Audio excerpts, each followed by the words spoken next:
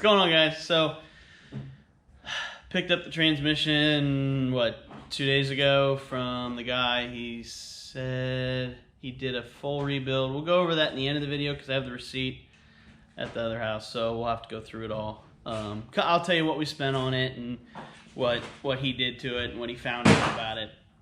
But apparently these have the same issue for a couple years. They have an issue with one of the solenoids.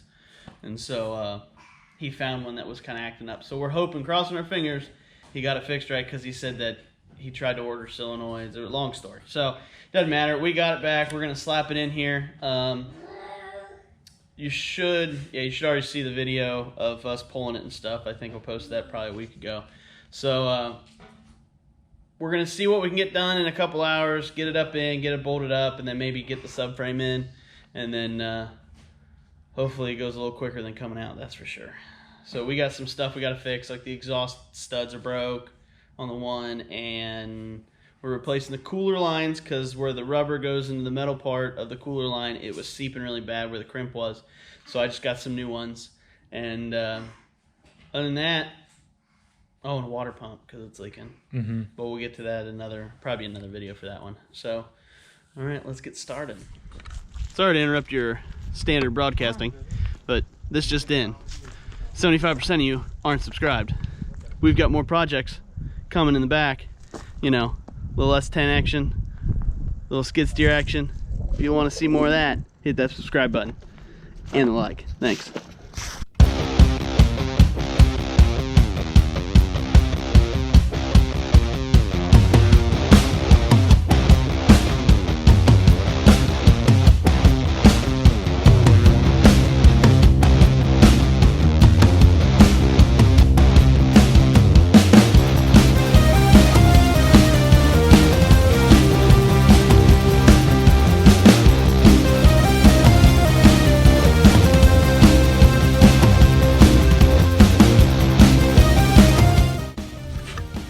So basically what I'm doing is we pulled off the old cooler lines. We have new ones on the ground over here, but before we put them in and put new fluid to it, we want to get all that old nasty fluid out of the cooler, because as soon as you do that with the new transmission, you'll be right back into your same situation with the blown up transmission, because all that debris that did break is going to go right through everything and just totally ruin it. All those new clutches, solenoids, whatever was ruined last time will be ruined again.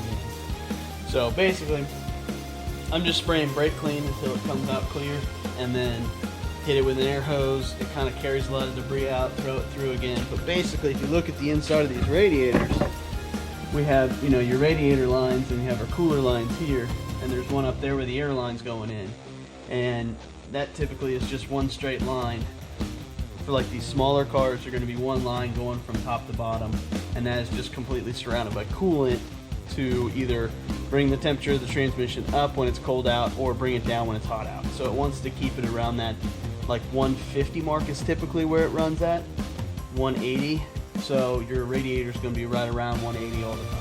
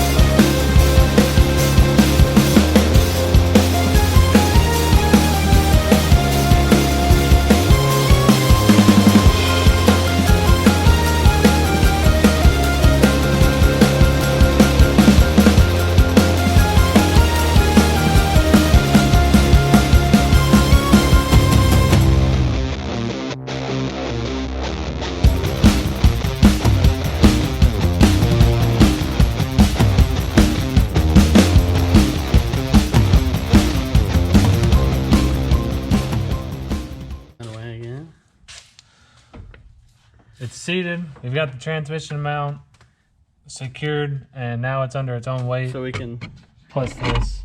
We can technically take that out. That's our safety. It's our awesomely engineered motor holder while we were taking the tranny out. So now I still gotta find that one bolt, and then which it just gets set somewhere. It might be in the back maybe. Yeah. Or something. But we have one more bolt. You got one more bolt down there on the side, and then there's a motor mount that goes right there. So I'm thinking that bolt you put in is actually the motor mount bolt. That makes sense. And then we got to put shifter cable. We got to plug it in. This wiring harness gets bolted up here. We got to go down and do the torque converter bolts. So right now we're just gonna make sure this is kind of buttoned up here. We really don't need to put the motor mount in yet. No, but I can take that bolt. And we can leave this here for now until we do the subframe, because it really doesn't hurt. Because I mean, we do have a motor mount right there, or transmission mount right there, and we got a motor mount right there. So we're held up good. It just can swing back and forth. But we're probably gonna lift it up and then get our torque converter lined up with our flywheel, get those bolts in, then we can put the starter in and go from there.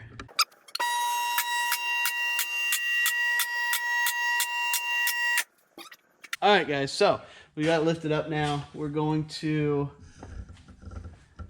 let's see if, all right. So see that hole right there? That's where you have to access your torque converter bolts to attach it to the flywheel. And then the starter goes up in this hole. And then once we get all that bolted up, we'll be able to put our mount that goes right here, and then our CV axles and stuff like that. So that's what we're going to start working on.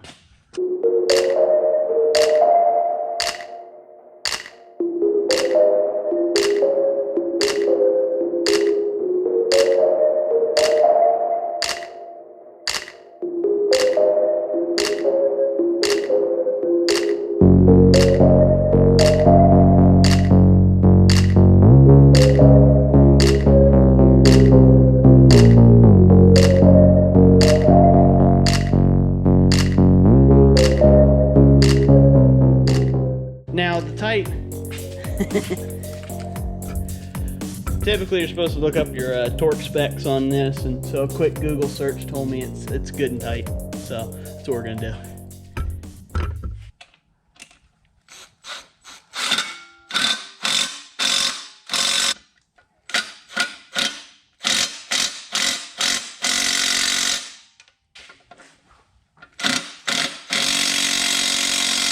Click.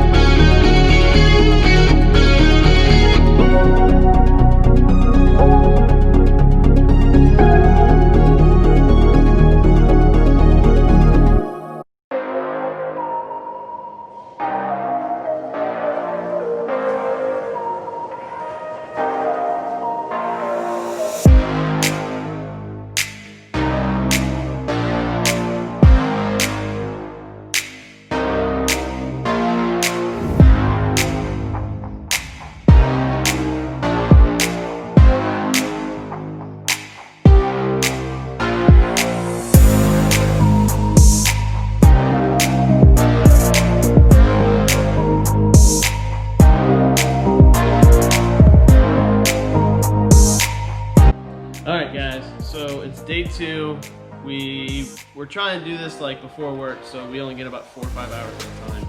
And last time we were pretty exhausted. So basically what we're trying to do is get this thing back together. We got, let's see, we got the bell housing bolted up, we got the torque converter bolted up, the starter put in, the rear motor mount put in, we flushed the cooler, it's good to go. Now we got to get this guy right here. It's the front motor mount that just bolts right up to the front of the transmission. We got both our axle shafts to go in. We got to fix the exhaust stud that broke off behind the blinding light there. And so then we gotta lift the cradle and put that guy back in without our buddy, since he's still alive. Yeah, our parts pile is right here. Yeah, it's getting low. Definitely. So, oh, hit that. So we got exhaust, both CVs, and subframe, and that's it. Yeah. Well, we have a couple things. I keep hitting this. We got a couple things up top to button up, and that just entails the battery box. We have the little stuff like a few of the wires, some clips, some the shifter cable needs to go back in. Like he said, the battery box, the ECM, the plug. We didn't even plug it in yet. So there's just a bunch of little stuff. And we've got all our fluid here. We picked it up. I picked it up this morning.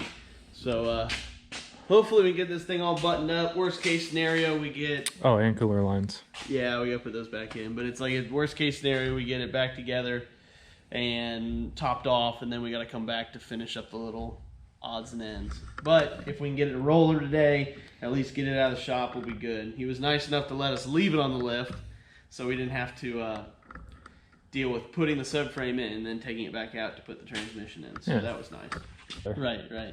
All right, so basically what we're going to start with, we're going to slap those motor mounts, throw a couple axle shafts in, and then we're pretty much ready to start putting the subframe in, because I think that's pretty much next after those three things. So yeah, this is going to be what suck without this is going to be a pain in help. the butt, because it's just hanging there. You can tell our good support system.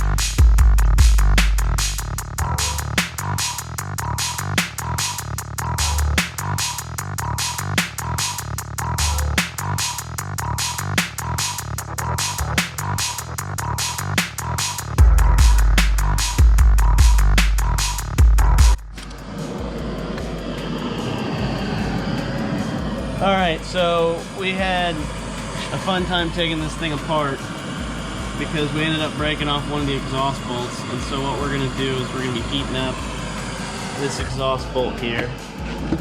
Let me get a better view.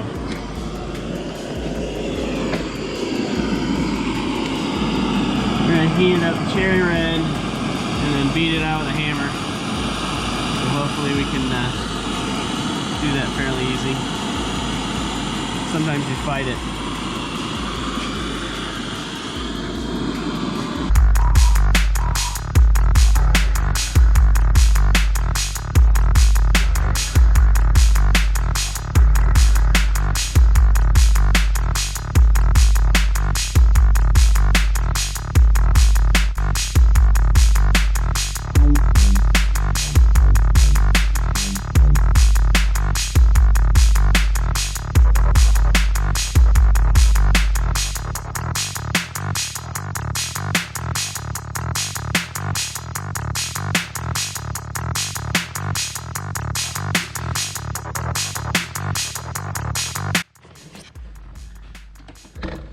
All right, guys, we're getting it buttoned up. We got basically our new cooler lines put in. We still got to connect them on the bottom of the radiator. Radiator's still hanging, still got to do the core support.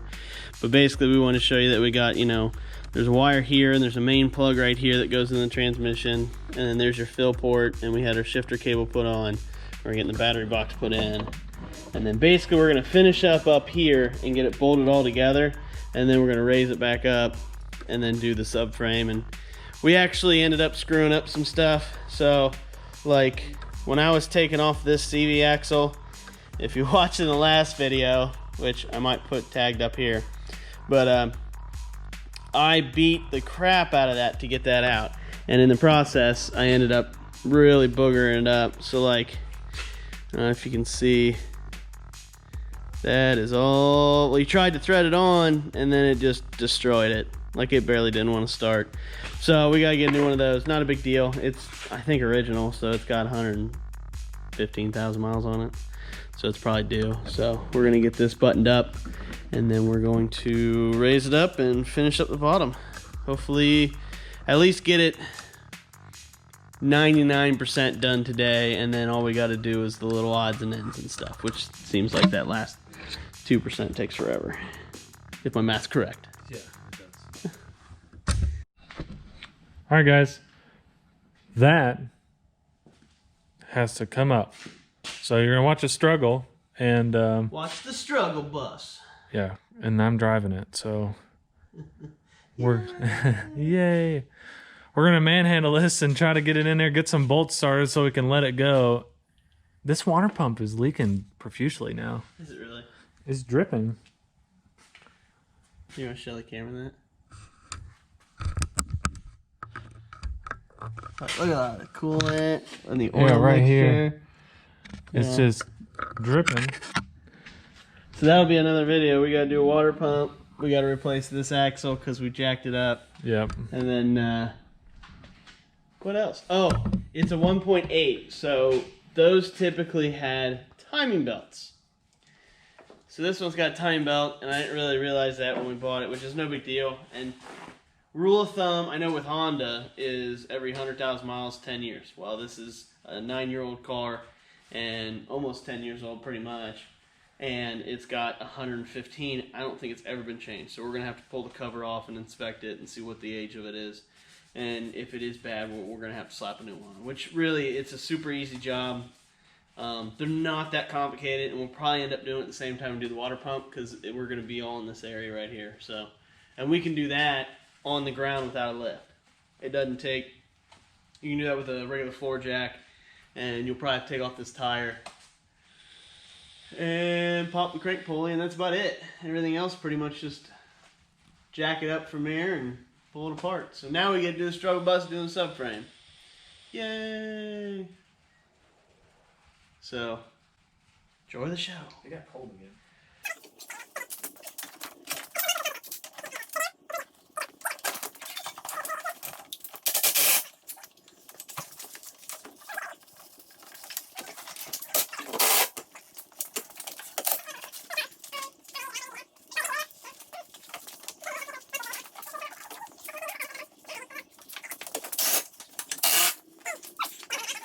Transition.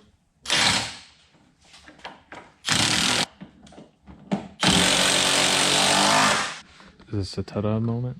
Ta-da! It's in. That was a pain in the butt. That was a lot of work. So, like, for example, these are your steering column or steering rack.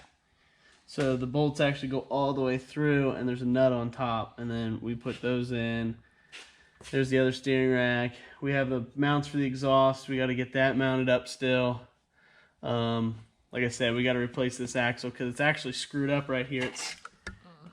It's kind of like stuck. There we go. We should just mount this like this. This is great. Right? Like this thing's all stuck in there like it got pushed in too far, so now it's kind of jacked up. Yeah, if you guys wanna. So I can't even. It doesn't even. I think this is messed up inside.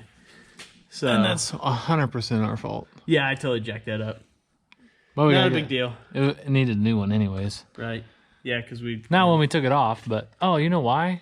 Why? It's not seated in here. Yeah, I know. But I tried seating it in there, and in the process, I screwed it up. No, I'm saying it's still not seated, so that where it would come out. Maybe if we I don't know. It doesn't matter now. It's got to be replaced anyway. So Yeah. all right. So yeah, fun stuff. Now we're just doing little odds and ends, like all these wire hookups, like especially like this. Like this is your speed sensor for your wheel. And the last thing you want is this to get sucked into your axle and yank the crap. So we gotta get it all put back. Oh, that's where that goes. Get it all put back together.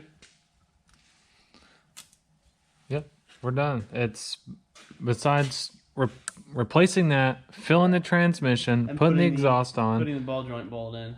putting the ball joint ball in, getting the plastics on, the wheel well, and the top radiator shroud plastic vanity piece. Just a bunch of trim pieces, really. Yeah. Besides the exhaust, trim pieces, and fluid. Yeah. And then what we screwed up. And the water pump. That made the time belt. And probably spark plugs. But for this segment, for the transmission For coming. the transmission. Yes. You got it. So. What's going on, guys? So, we forgot to do an outro last time we were here. So, this actually is the day we're going to be finishing this and doing the first drive. So, we still have to do the axle shaft, the CV shaft, put the one ball joint on the passenger side together, fix some of this wiring nightmare that the mice chewed through, and then we can fill it up with transmission fluid and do our first drive. At that point, I'm actually going to drive it home tonight because I got the title in my name and tags registered for it. So now it's going to be legal on the road. And it's like a 45, 50-minute drive home. So, I mean, if you're going to do it right. So, basically, we're going to button it up here on the next video and do a first drive. And then stay tuned for that because that should be pretty exciting and see how well we do it on the next video. Catch you guys later.